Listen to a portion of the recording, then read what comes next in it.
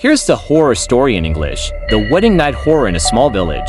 A young couple got married. On their wedding night, the groom and bride were alone in their room. The bride told her husband, "Tonight, I won't sleep with you.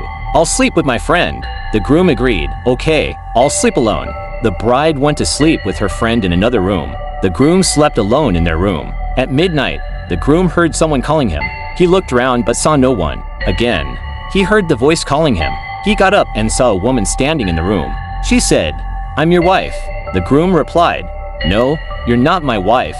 My wife is not with me." The woman said, "I'm your wife.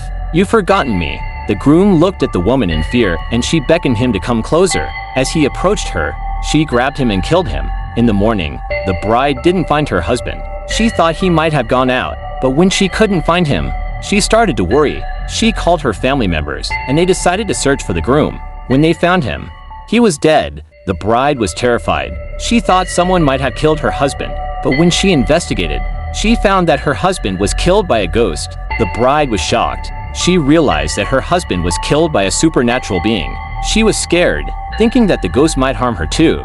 But when she talked to her family members, they reassured her that ghosts don't exist. The bride was still scared, but she tried to calm down. She realized that her husband's death was a mystery that might never be solved.